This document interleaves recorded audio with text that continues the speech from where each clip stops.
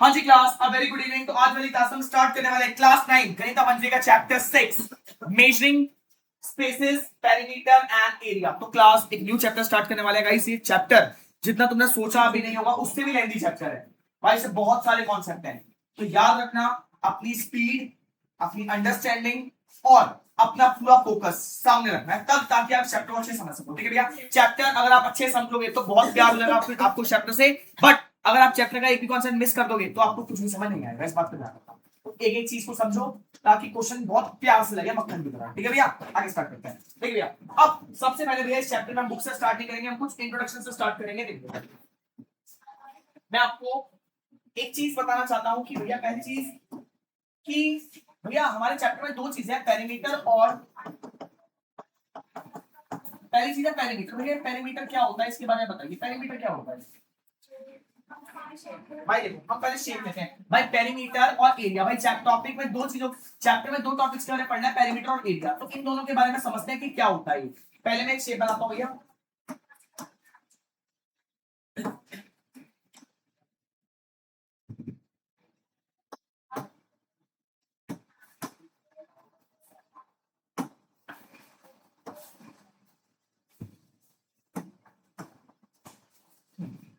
तो यहाँ पे मैंने कुछ शेप्स बनाए, A B C D P Q R M N O P P Q W X, ये कुछ शेप्स बनाएंगे। अब इन शेप्स में पेरीमीटर का मतलब क्या होता है भैया? पेरीमीटर का मतलब होता है length of all sides, length of all sides. भैया समझ नहीं आया? इसका मतलब होता है भैया, पेरीमीटर का मतलब है कि सारी भुजाओं का योग, सारी भुजाओं का योग। फॉर एग्जांपल अगर हम इन सबको भी साइड करके मैं भी सिर्फ इसके बारे में देखूं, अगर मैं सिर्फ इस शेप को देखूं, इधर देख इस शेप को, भैया मेरे पास एक रेक्टेंगल है, मेरे पास एक रेक्टेंगल है। तो भाई इस रेक्टेंगल में, रेक्टेंगल का नाम क्या है? A B C D. अगर मैं पेरीमीटर की बात करूं तो भाई पेरीमीटर का मतलब होता है sum of all sides, sum of all sides. तो पेरीमीटर का मतलब ये होता है इसकी सारी साइड्स का योग, सारी साइड्स का योग। तो पेरीमीटर का मतलब क्या होगा? A B plus B C plus C D plus D, यानी यानी यानी इसकी सारी साइड, भाई ये वाली साइड, ये वाली साइड, ये वाली साइड, ये वाली साइड, ये वाली साइड, इन सबको जब प्लस कर दूंगा तो पेरीमीटर निकल जाएगा। सबको प्लस कर दूंगा तो पेरीमीटर निकल जाएगा। फॉर एग्जांपल मान लेते हैं ये 40 सेंटीमीटर है, ये 15, ये 45 सेंटीमीटर है, ये भी 40 सेंटीमीटर है, ये भी 45 सेंटीमीटर है। तो भैया अगर इसका पेरीमीटर निकालना हो तो कैसे निकालूंगा? इन सबको प्लस कर दूंगा, इन सबको प्लस कर दूंगा। तो भाई पेरीमीटर कैसे निकलेगा? 40 प्लस 45 प्लस 40 प्लस 45। तो भाई आ गया फॉर्मूला वगैरह पढ़ोगे तो सब याद है। पेरीमीटर का मतलब क्या होता है? पेरीमीटर का मतलब होता है सारी साइड्स का योग, सारी साइड्स का सम, सारी साइड्स का सम। पेरीमीटर का मतलब सारी साइड्स का सम। भैया पेरीमीटर को हिंदी में बोलते हैं परिमाप, परिमाप। पेरीमीटर को हिंदी में बोलते हैं परिमाप, याद रखना इस बात का। पेरीमीटर का मतलब सारी साइड्स का सम। ठीक है, सेम ऐसे ट्रायंगल के साथ होता है। ट्रायंगल की अगर मैं तीनों साइड्स को प्लस कर दूं, ये वाली साइड, ये वाली साइड और ये वाली साइड, एक 1 2 3 तीनों साइड को प्लस करूंगा, पेरीमीटर आ जाएगा मेरे पास। सेम हम जाते हैं भैया पैरेललोग्राफ में, पैरेललोग्राफ में तीनों सारी साइड्स को प्लस करूंगा, मेरे पास पेरीमीटर आ जाएगा, और इसमें सारी साइड को प्लस करूंगा, मेरे पास पेरीमीटर आ जाएगा। अब भैया बात आती है एरिया पे। किसके? भाई पेरीमीटर समझ आ गया, जिसको पेरीमीटर समझ आ गया हैंड रेज कर लो, जिसको पेरीमीटर समझ आ गया। नहीं है साक्षी? आ गया सब बच्चों को? पेरीमीटर आ गया। पेरीमीटर मतलब साइड्स को योग, साइड का प्लस करके। भैया मान लीजिए अब मेरे सामने नोटबुक है, मेरे सामने ये नोटबुक है, तो अगर मैं से ये मान के चलूं 2D शेप है, तो इसका पेरीमीटर कैसे निकालूंगा? ये इसकी सारी साइड, भाई ये देखो, this side, this side, this side और दिस साइड, सारी साइड को प्लस करूंगा, पेरीमीटर आ जाएगा। सारी साइड को प्लस करूंगा, पेरीमीटर आ जाएगा। समझ आ गया? कोई दिक्कत परेशानी? कोई दिक्कत परेशानी? यानी बॉर्डर, बॉर्डर को प्लस करना है, बॉर्डर बॉर्डर को प्लस करना है। अब आगे देखते हैं एरिया। अब सेकंड कॉन्सेप्ट है हमारे पास एरिया। एरिया क्या होता है? एरिया का मतलब, एरिया को हिंदी में बोलते हैं क्षेत्रफल, क्षेत्रफल। ये एरिया का मतलब होता है कोई ऑब्जेक्ट कितनी जगह घेर रही है, कोई ऑब्जेक्ट कितनी जगह घेर रही है। फॉर एग्जांपल, फॉर एग्जांपल भाई ये मेरे पास मान लीजिए इतना सा मेरे पास व्हाइट बोर्ड है लिखने के लिए। ठीक है, अब इस व्हाइट बोर्ड में मैंने यहाँ पर एक, मैंने यहाँ पर एक सर्कल चीज रख दी, यहाँ पे मैंने एक सर्कल चीज रख दी। तो सर्कल ने क्या करा है? सर्कल ने भैया यहाँ पे पूरी स्पेस की कवर कर ली, इसने यहाँ पे पूरी जगह घेर ली। इस सर्कल ने क्या करा? इस सर्कल ने यहाँ की पूरी जगह घेर दी। अगर हम मानो कि पहले यहाँ पे 100 सेंटीमीटर स्क्वायर एरिया था, तो अब इस सर्कल ने भैया 10 सेंटीमीटर स्क्वायर एरिया कवर कर लिया, तो हमारे पास कितनी एरिया बचा? सिर्फ 90 सेंटीमीटर स्क्वायर एरिया बचा। या यहाँ पे बात करो भैया, यहाँ पे हमारे पास जगह है, अब यहाँ पे मैंने चेयर रख दी, तो इस चेयर ने क्या करा? जगह घेर ली। तो मैं बोलूंगा भैया इसने अपने एरिया के हिसाब से जगह को घेर लिया। तो एरिया का मतलब कोई ऑब्जेक्ट कितनी जगह घेरता है, कोई ऑब्जेक्ट कितनी जगह घेरता है। आप ये बोल सकते हो उसकी सारी मेजरमेंट। भैया देखो ये नोटबुक है, अगर मैं किसी जगह पर रखूंगा जगह घेर लेगी नहीं घेर लेगी? मान लो मैंने तुम्हारी डेस्क पे ये नोटबुक रख दी, अब इसने क्या करा? जगह घेरी। अब भैया इसने अपनी बाउंड्री वाला भी जगह घेरी और अंदर की जगह भी घेरी। तो एरिया का मतलब होता है टोटल मेजरमेंट। एरिया का मतलब होता है टोटल मेजरमेंट। वो ऑब्जेक्ट कितनी जगह घेर रही है उसका टोटल, वो ऑब्जेक्ट कितनी जगह घेर रही है उसका टोटल। तो एरिया का मतलब होता है total measurement. Total measurement, total measurement. तो अब आपने क्या समझा भैया? आपने दो चीज समझी। आपने समझा पेरीमीटर का मतलब होता है sum of all side, sum of all side, sum of all sides. सारी साइड्स को प्लस कर देंगे तो मेरे पास क्या आ जाएगा? पेरीमीटर आ जाएगा। क्या आ जाएगा? पेरीमीटर। अब एरिया का मतलब क्या होता है? एरिया का मतलब होता है टोटल मेजरमेंट।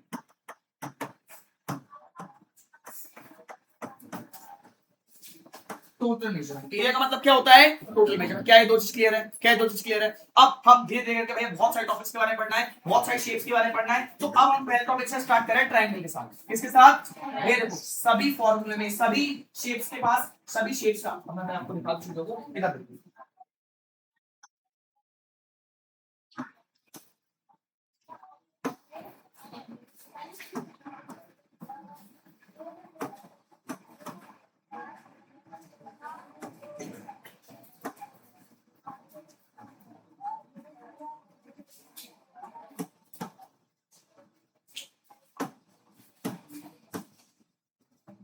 अब भैया याद रखना सारी शेप्स के पेरीमीटर निकालने के फॉर्मूले अलग होते हैं।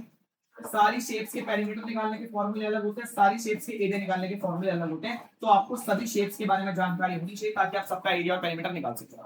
ठीक है, क्लियर है? अब चीज स्टार्ट करते हैं बढ़िया से। हाँ आगे देखते हैं। अब हम स्टार्ट कर रहे हैं ट्राइंगल के साथ। किसके साथ भैया? ट्राइंगल।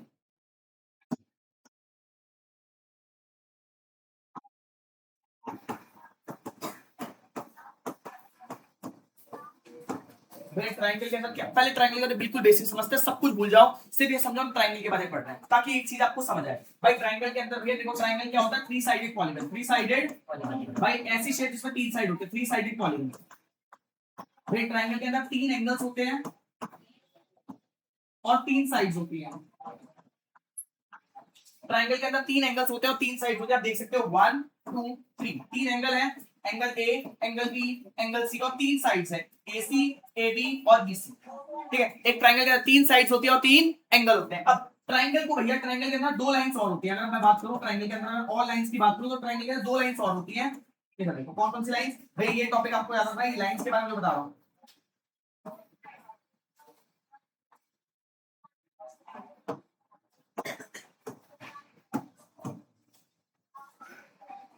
सेवंथ क्लास को याद करो अपनी।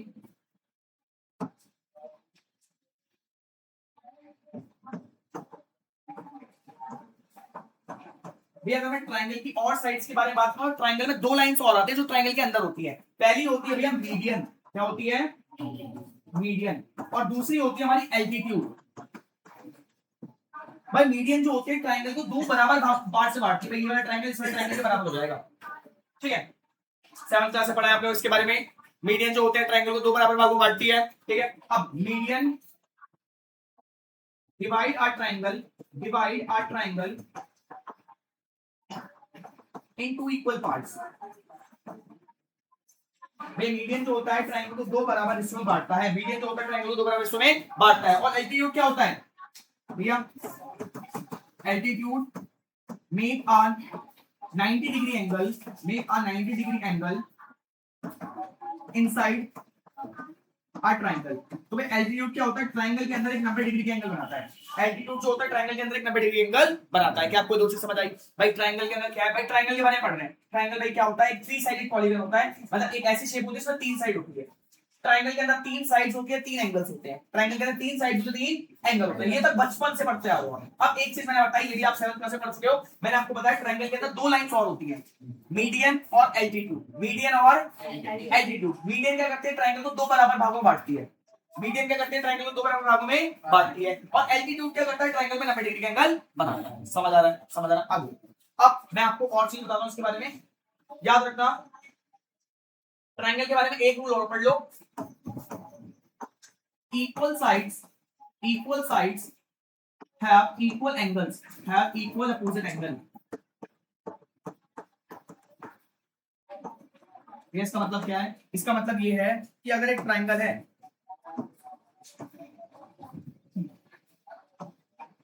भाई एक ट्राइंगल में अगर दो साइड्स बराबर होती है तो क्या आमने सामने के एंगल भी बराबर होते हैं। मैं अगर बोल रहा हूं ट्राइंगल में दो साइड्स बराबर है, मैं बोल रहा हूं कि AB और AC बराबर है, तो मैं इसके आमने सामने के एंगल भी बराबर होंगे। एंगल B एंगल C के बराबर होगा।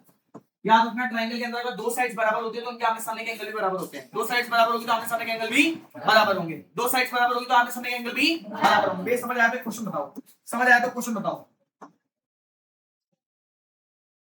PQR मैं बोल रहा हूं, ये तो जो बच्चा बता देगा उसके लिए क्लैपिंग है भैया।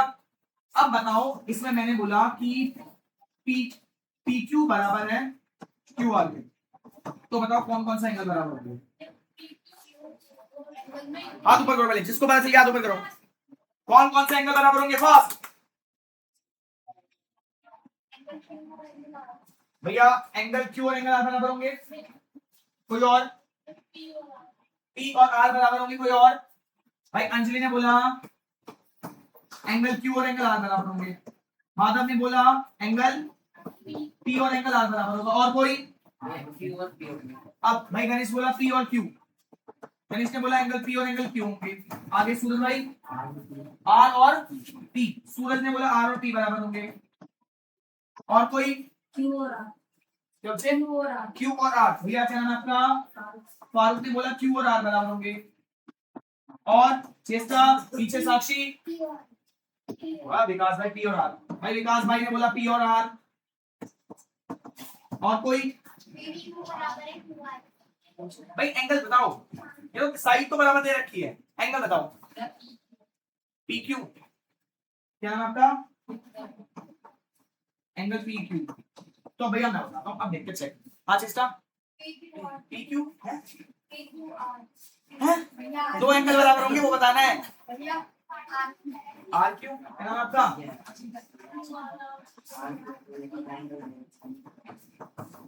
देखो सबसे पहले ये दो साइड्स बराबर है, तो इसके सामने है ये वाला एंगल और इसके सामने है ये वाला एंगल, तो एंगल P और एंगल R बराबर होंगे। तो आंसर जो है एंगल P एंगल R के बराबर होगा। जिस बच्चे ने ये बोला उसको स्टिल क्या करेंगे। अब एक किस किसका आंसर सही था, तो करना बहुत बढ़िया। ठीक है भैया, सामने सामने भाई दो साइड्स बराबर होती है तो उनके आमने सामने के एंगल बराबर होते हैं, इस बात को याद रखना। ठीक है बच्चे, ठीक है बच्चे। नहीं बिल्कुल नहीं। ठीक है, अब बढ़ते हैं नेक्स्ट पेज पे। हाँ भैया, तो अभी तक हमने ट्रायंगल के बारे में छोटी मोटी चीज जानी। अब मैं ट्रायंगल के बारे में आपको बता दूं। भाई मैंने आपको बताया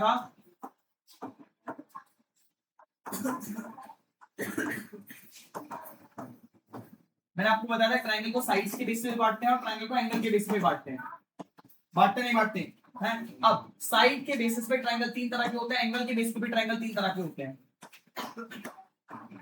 देखो यार, साइड के बेसिस पे ट्रायंगल ऐसा ऐसा हो सकता है, कैसे कैसे हो सकता है।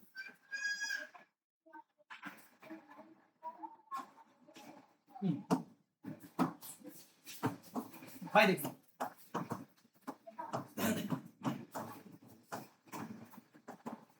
साइड के बेसिस पे ट्रायंगल कैसे कैसे हो सकते हैं। साइड के बेसिस पे पहले ट्रायंगल हो सकता है भैया जिसमें तीनों साइड बराबर हो, जिसमें तीनों साइड भाई ये भी 2 सेंटीमीटर, ये भी 2 सेंटीमीटर, ये भी 2 सेंटीमीटर, और इस तरह के ट्रायंगल को बोलते हैं हम, एक सेकंड पूछेंगे। हाँ हाँ भाई क्या बोला, ऐसे भी ट्रायंगल हो सकते हैं जिसमें तीनों साइड बराबर भैया, all sides are equal, all sides are भाई जिस ट्रायंगल की सारी साइड बराबर होती है उसको क्या बोलते हैं, उसको बोलते हैं इक्विलेटरल ट्रायंगल, समबाहु त्रिभुज। Equilateral triangle, equilateral triangle, clear है। ऐसा भी हो सकता है ट्रायंगल की दो साइड बराबर हो, ये सारे कॉन्सेप्ट आपके आगे काम आएंगे, इस बात का ध्यान रखना। ऐसा भी हो सकता है ट्रायंगल की दो साइड बराबर हो, जिस भाई टू साइड्स आर इक्वल, भाई जिस ट्रायंगल की दो साइड बराबर होती है उसको क्या बोलते हैं, आइसोसेलेस ट्रायंगल समद्विबाहु त्रिभुज, आइसोसेलेस ट्रायंगल। क्लियर है? अब ऐसा भी हो सकता है एक भी साइड बराबर ना हो भाई, इसमें हो सकता है दो दो और ये तीन है, ऐसा होता है एक भी साइड बराबर ना हो, दो तीन चार, ऐसा भी हो सकता है। ठीक है, ऑल साइड डिफरेंट।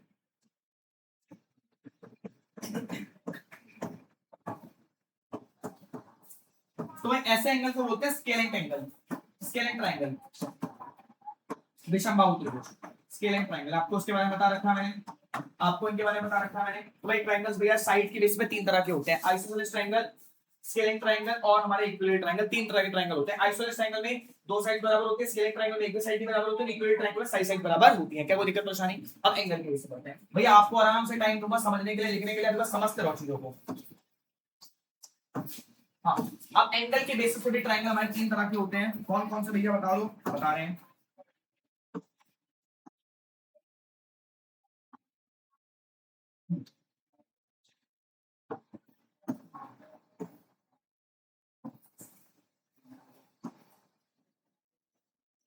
हाँ भाई, ये होते हैं, सबसे पहला होता है acute angle triangle, acute angle triangle.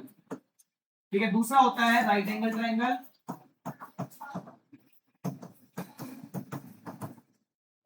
तीसरा होता है ऑब्ट्यूज एंगल ट्रायंगल।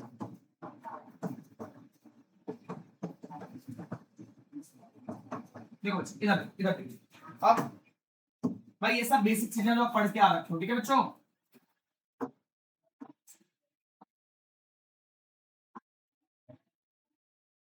जाओ,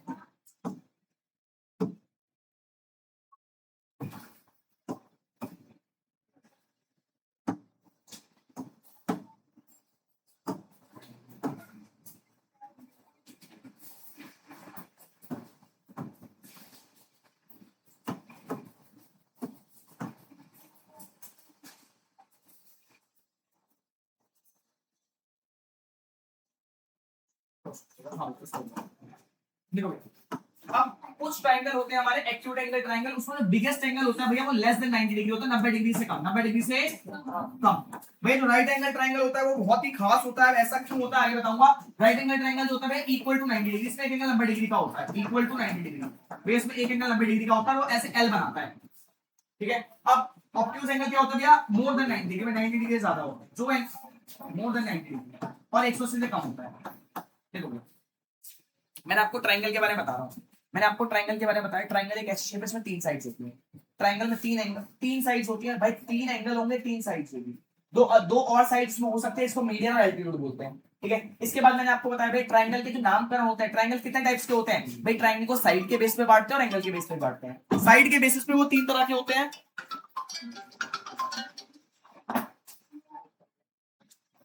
हाँ जी, तो आप लोग अभी क्या क्या समझे? आप लोग अभी ये समझे कि अगर मैं बोलूं कि राइट एंगल ट्रायंगल, तो आप समझ जाओगे भाई किसकी बात कर रहा हूं मैं। राइट एंगल ट्रायंगल के बाद मैं बोलूं एक्यूट एंगल ट्रायंगल, तो आप समझ जाओगे किसकी बात कर रहा हूं मैं, एक्यूट एंगल ट्रायंगल। अगर मैं बोलूं इक्विलेटरल ट्रायंगल, तो आप ये समझ जाओगे भैया कौन सी इक्विलेटरल ट्रायंगल क्या होता है। ठीक है, अब मैं बोलूं स्केलिंग ट्रायंगल, तो आपके दिमाग में कंफ्यूजन नहीं आना चाहिए, आपके दिमाग में आना चाहिए स्केलिंग ट्रायंगल क्या होता है। तो मैंने आपको सारे पार्ट इसलिए बताए ताकि आप इन चीजों को समझ सको भाई कि राइट एंगल ट्रायंगल क्या होता है, एक्यूट एंगल ट्रायंगल क्या होता है, इक्विलेटरल ट्रायंगल क्या होता है, स्केलिंग ट्रायंगल क्या होता है, सबके बारे में मैंने आपको बता दिया है। घर पे जाके बढ़िया से रिवाइज करना है, वीडियो को पॉज करो, दो तीन बार लिख के देखो, जब क्लियर हो जाए तब आगे बढ़ो, समझ आ आगे देखता है। अब हाँ, अब भैया हम बात करते हैं एरिया की। अब हम बढ़ते हैं चैप्टर के ऊपर। भाई मैंने आपको नामकरण बता दिया कि ट्रायंगल में किसको क्या बोलते हैं, किसकी बुआ के लड़के को क्या बोलते हैं, किसकी मासी के लड़के को क्या बोलते हैं, सब बता दिया मैंने। अब आपको समझना है एरिया कैसे निकालते हैं, जो आपका चैप्टर का मेन टॉपिक। ठीक है, अब देखते हैं एरिया के बारे में। सब हटाओ, चल भाई साइड हो जा, काम नहीं है तेरा। हाँ भैया, अब मैं आपको बता रहा हूँ एरिया कैसे निकालते हैं। सबसे पहला भैया याद रखो, राइट एंगल ट्रायंगल। भाई राइट एंगल ट्रायंगल जो होता है ना, उसका एरिया निकालना बहुत ही सिंपल होता है, और आप बचपन से पढ़ते आ रहे हो एरिया ऑफ ट्रायंगल, आप बचपन से पढ़ते आ रहे हो एरिया ऑफ ट्रायंगल। तो राइट एंगल ट्रायंगल का एरिया निकालने का फॉर्मूला होता है half into base into height. भाई बचपन से, अगर मैं छोटी क्लास में आपसे पूछता कि भाई ट्रायंगल का एरिया कैसे निकालते, तो आपके दिमाग में यही आंसर आता है, half into base into height, half into base into height. For example ये आपके सामने एक रेक्टेंगल ट्रायंगल है, भाई आपके सामने राइट एंगल ट्रायंगल है ए बी सी, तो इसमें ये आपका बेस हो गया और जो आपका 90 डिग्री एंगल बनाता है वो आपकी हाइट होती है। ठीक है भैया, हाइट तो बेस और हाइट को मल्टीप्लाई करके अगर आप हाफ से मल्टीप्लाई कर दोगे आपका एरिया आ जाएगा। इस तरीके से हम राइट एंगल ट्रायंगल पे एरिया निकालते हैं। मतलब कभी भी आपको राइट एंगल ट्रायंगल दे रखा हो और उससे पूछा एरिया, तो भाई बहुत आसान होता है, बहुत ज्यादा आसान होता है। ठीक है ठीक है ठीक है। अब बात करते हैं दूसरे ट्रायंगल की। ये आपने पहला एरिया फॉर्म समझा। दूसरा ट्रायंगल है हमारा इक्विलैटरल ट्रायंगल। इक्विलैटरल ट्रायंगल, भैया इक्विलैटरल ट्रायंगल कौन से ट्रायंगल होते हैं? भैया वही ट्रायंगल की सारी साइड बराबर होती है। भैया वही ट्रायंगल की सारी साइड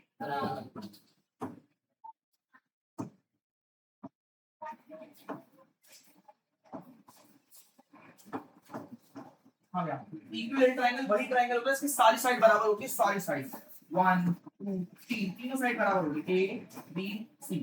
और नेक्स्ट एक बढ़िया बात बताऊं, इक्विलैटरल ट्रायंगल के सारे एंगल 60 डिग्री के होते हैं। इक्विलैटरल ट्रायंगल के सारे एंगल, भाई देखो सारी साइड बराबर है, सारे एंगल भी बराबर होंगे, तो सारे एंगल बराबर होंगे और 180 डिग्री के बराबर रखेंगे तो सारे एंगल 60 डिग्री आएंगे। ये भी 60 डिग्री आएगा, ये भी 60 डिग्री आएगा, ये भी 60 डिग्री आएगा। तो कहने का मतलब आपको याद रखना है इक्विलैटरल ट्रायंगल भैया ऑल साइड्स आर इक्वल, सारी साइड बराबर होती है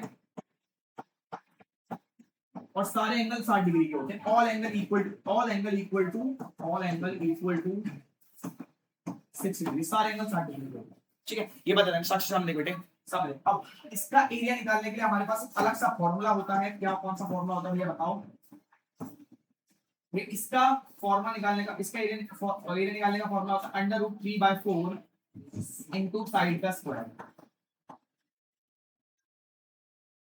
ये होता है हमारे इक्विलैटरल ट्रायंगल का एरिया निकालने का फॉर्मूला √3/4 इनटू साइड का स्क्वायर। √3/4 इनटू साइड का स्क्वायर, इसको कई बार ऐसे लिखते हैं √3/4 a स्क्वायर। √3/4 a स्क्वायर, यहाँ पे a होती है साइड को लेना पड़ते हैं। ये आपका फॉर्मूला होता है, सेम ही है, मतलब साइड की जगह साइड को a से रिप्रेजेंट करा गया है। समझ आ रहा है? ये आपका इक्विलैटरल ट्रायंगल निकालने का फॉर्मूला होता है। क्लियर है? समझ आया? थोड़ा बहुत समझ आया? ओके भैया, half into base into height और √3/4 साइड, इस सब चीज। अब जो अदर ट्रायंगल होते हैं भैया, इनके अलावा जो ट्रायंगल होता है उनका एरिया कैसे निकालते हैं?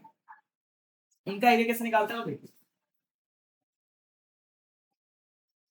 भाई, आज ये वाला कॉन्सेप्ट करा के आप ऑफ ऑफ कर देंगे आधा, ठीक है बच्चे। अब देखो, मान लीजिए आपके पास आइसोसेल आपके पास अदर ट्रायंगल्स आ रहे हैं। मान लीजिए आपके पास एक स्केलिंग ट्रायंगल आया,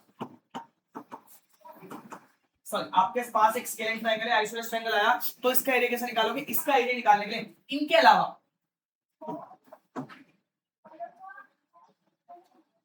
एक मिनट,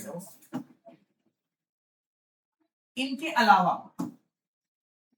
कोई भी और ट्रायंगल होगा जिसमें हाइट नहीं दे रखी होगी, चाहे वो स्केलिंग ट्रायंगल हो, चाहे वो आइसोसेलेस ट्रायंगल हो, कोई सा भी ट्रायंगल हो, उसका एरिया निकालने के लिए आप इस्तेमाल करोगे हीरोन्स फॉर्मूला। भाई ये 9th क्लास में है, ये आपका भाई पहले ना पहले वाले बुक में सिर्फ एक चैप्टर होता है जिसको सिर्फ हीरोन्स फॉर्मूला वाले पढ़ते थे। अब आपको इसके अंदर पढ़ना है, इसमें एक पार्ट है सिर्फ। पहले इसके ऊपर पूरा एक चैप्टर होता था, लेकिन अभी अलग से हिस्सा है। भैया हीरोन्स फॉर्मूला क्या है ना? हीरोन्स फॉर्मूला एक ऐसा फॉर्मूला जिसके द्वारा आप किसी भी ट्रायंगल का फॉर्मूला निकाल सकते हैं। भाई पहले ना अलग अलग ट्रायंगल निकालने का अलग अलग फॉर्मूला होता था, तो लोग कंफ्यूज होते थे। तो तब आए हीरोन्स सर, तो हीरोन्स सर ने बोला भाई मैं एक ऐसा फॉर्मूला निकालूंगा, ऐसा फॉर्मूला निकालूंगा, किसी ने सोची नहीं, ओ सॉरी, एक ऐसा फॉर्मूला निकालूंगा जिससे बड़े से बड़े ट्रायंगल का एरिया निकाल सकते हैं, इससे बड़े से बड़े ट्रायंगल का एरिया निकाल सकते हैं। इसको बोलते हैं हीरोन्स फॉर्मूला। ये सबका एरिया निकाल सकता है, इससे इसका भी एरिया निकाल सकते, फॉर्मूला निकाल सकते हैं, इसका भी एरिया निकाल सकते हैं, किसी का भी एरिया निकाल सकते हैं। लेकिन ये थोड़ा सा लेंथी होता है, इसलिए हम भैया राइट एंगल और इक्विलैटरल ट्रायंगल के लिए यही फॉर्मूला इस्तेमाल करते हैं। बाकी अगर कोई और ट्रायंगल है जिसमें मैं चाह रहा नहीं है तो हम हीरोन्स फॉर्मूला का इस्तेमाल करेंगे। तो हीरोन्स फॉर्मूला ट्रायंगल की दुनिया में एरिया निकालने के लिए रामबाण तरीका है। भाई ये एक फॉर्मूला सबको, भाई सबका फॉर्मूला निकाल सकता है, सबका एक फॉर्मूला सबका एरिया निकाल सकता है, याद रखना। ठीक है बच्चे, ठीक है। बाकी ये थोड़ा सा लेंथी होता है, इसलिए इसका इस्तेमाल ज्यादा नहीं किया जाता। इसके बदले भैया हम half into base into height या फिर √3/4 साइड का स्क्वायर का इस्तेमाल कर लेंगे। ठीक है, अब देखो फॉर्मूला होता है, तो ये हीरोन्स फॉर्मूला आपका होता है। हीरोन्स फॉर्मूला क्या होता है पहले ये लिखते हैं, अब तुम समझ जाओगे। इसमें पीस क्यू इस्तेमाल नहीं करते, एस √S S माइनस ए S माइनस बी और S माइनस सी, ये होता है हमारा हीरोन्स फॉर्मूला। अब भैया इसमें S क्या है, A क्या है, B क्या है, C क्या है, समझ नहीं आ रहा हमें, तो हम बताएंगे, हम किससे बैठे हैं। अब एक ट्रायंगल देखिए, आपके सामने ट्रायंगल बनाते हैं।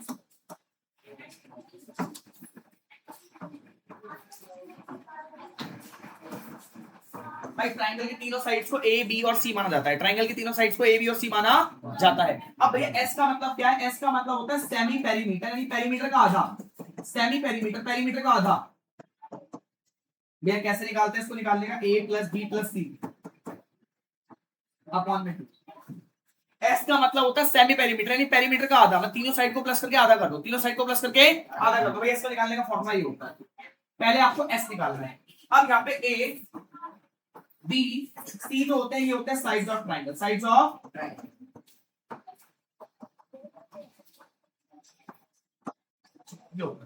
ये होता है हमारा इनॉक्स फॉर्मूला। इससे आप बड़े से बड़े ट्राइंगल के एरिया निकाल सकते हो, बड़े से बड़े ट्राइंगल का।